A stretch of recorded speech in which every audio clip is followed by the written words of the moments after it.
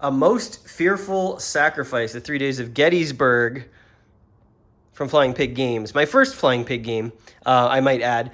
A number of firsts, actually, for me here. This is a Herman Luttman game. Herman Luttman, obviously, a very well-known designer, mostly with Civil War games. He has the Blind Sword system in publication at Revolution Games. He's also used that system in other titles, such as At Any Cost Metz. That's a Franco-Prussian War game that GMT published several years ago, and he's doing some games for a number of different publishers. He's also does non-war games as well. Dawn of the Zeds, I believe, was him.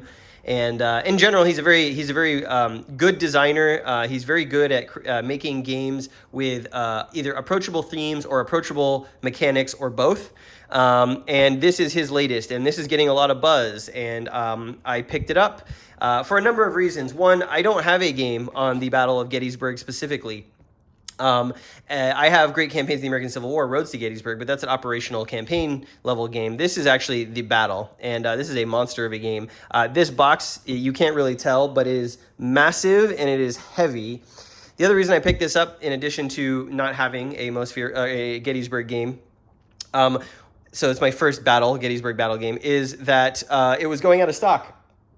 Apparently, it is very popular right now. It's getting a ton of good reception, and Flying Pig has said that they are almost out. So it is almost sold through, which is insane. It is what really pushed me over the edge was seeing it at Game On Summer a couple of weeks ago. You may have seen me do a look at it on video, and I just could not believe how beautiful it was on the table. It has got some phenomenal maps inside, and we'll look at those.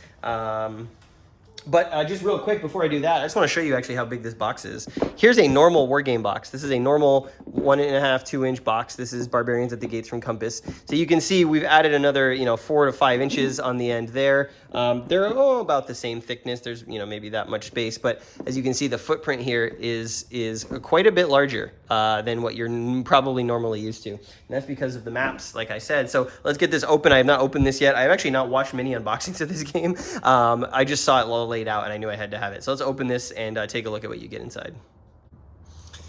Okay, A Most Fearful Sacrifice, 3 Days of Gettysburg. The box is this big because it's only this size box could contain all 3 days of Gettysburg, is how I like to think of this. The cover art is very nice.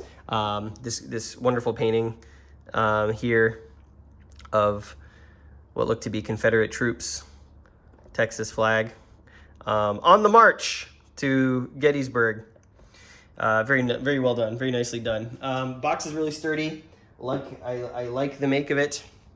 Here is, this is a nice little touch. Here's a little packet of the rules and whatnot. Here's the map artist, Rick Barber, who was famous for his maps of Gettysburg and Civil War games. He obviously passed away last year, and so they did a nice little memorial to him in this game. This will be his final game, I believe, his for maps that he's done.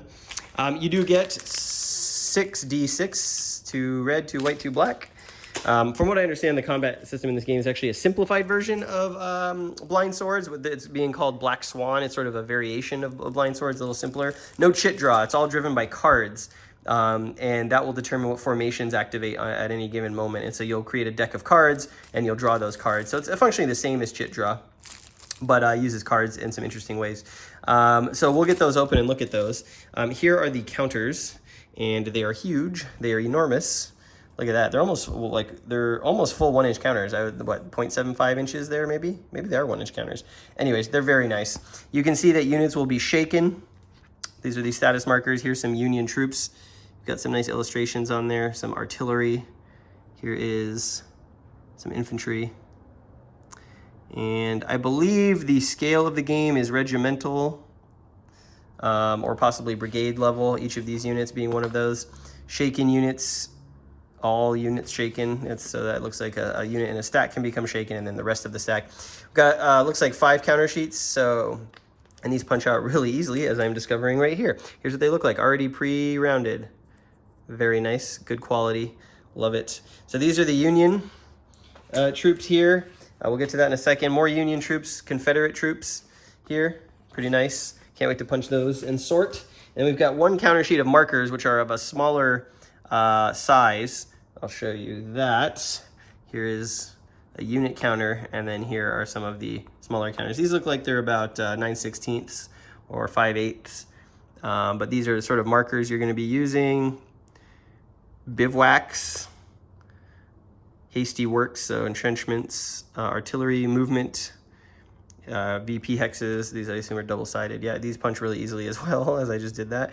So a really nice production from Flying Pig Games. They're known for having really nice production. Most of their games fall in sort of a tactical scale. This one obviously is sort of grand tactical. Here are the maps. This is the centerpiece of the game, and you can see you get a lot of map in here. There's 2 maps. These go together, and I'll pull this one out as well. All done by Rick Barber, A Most Fearful Sacrifice, Dead Man's Point. You can see just the amazing work he does hand drawing all of this stuff.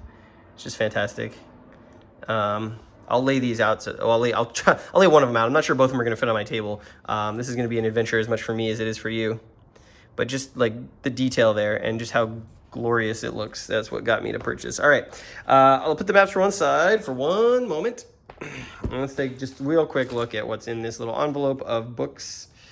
Here is the Rick Barber Memorial. Here is what appeared to be player aids. I know there's been some complaints about the player aids having tiny print. Don't know if that's going to be fixed. Here's the scenario book, and there's a ton of scenarios in this game. So you can play parts of the battle to learn it. There's some shorter ones, some longer ones. You can actually play all 3 days of Gettysburg as like a campaign scenario. That's 8 scenarios. Let's see, how many we got in here? We've got 11 scenarios, 12 scenarios. I believe there's 13 in here perhaps. And they span either one map or both maps, and there are varying levels of time. Here's Tattered Flags. This is 3 days of the Battle of Gettysburg. It looks like it's a more open scenario. We might actually have, here's some notes on the counter graphics, which is pretty nice. There's a variant about Reynolds, who died, obviously. Some player aid stuff. Here's the part of the cover art. I wonder if scenario 12 is actually, let's see. Scenario 12, is that? Yeah, this is the historic 3 days. So yeah, so you've got 2 3-day campaign scenarios. One that's sort of more open and one that's sort of more historical. This one is, yeah, I believe the turns are hourly. So this is really nicely done. It's a sort of a matte color paper. Here's the rule book. From what I understand, it is not super complex. Like I said, it streamlines Blind Swords, which I have played with at Any Cost Mets and I enjoyed. So it's my first game in that system as well. What are we looking at here? I think it's a double column. I hate triple column, so that's great. It's color, great. Lots of illustrations, great examples, great. Looks like a well done rule book.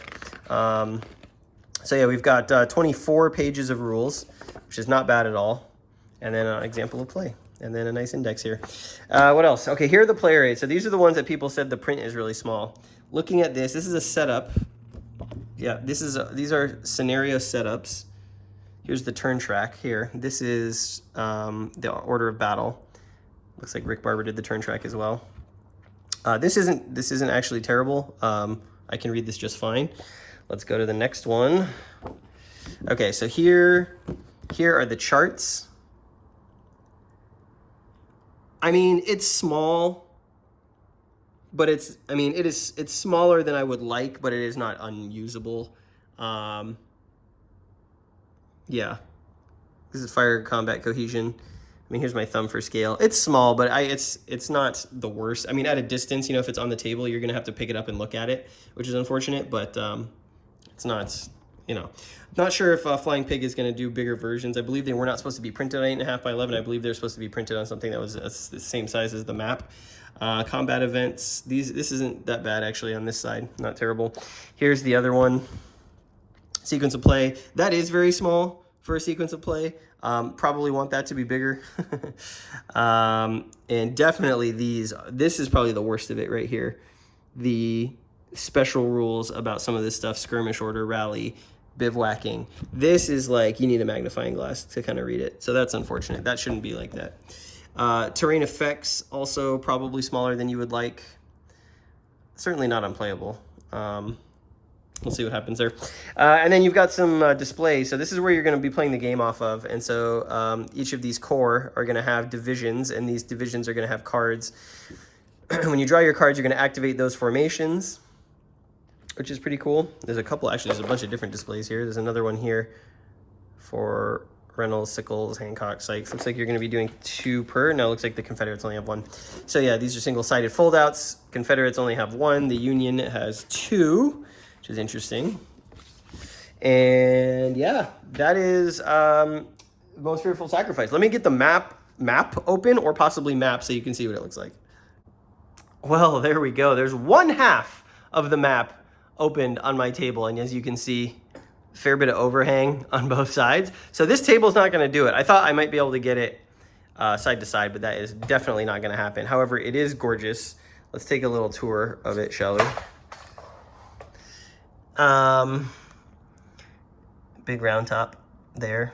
It's just so nice. It's so beautiful. It's a work of art in its own right. Obviously, the other map is going to go right here, and the turn track down here. And all the reinforcement areas. I think that units come on up these roads. Here's an S, that might be south. Gettysburg, the town, is on the other map. It's up this direction. But as you can see, it is phenomenal. One of the best maps I have seen.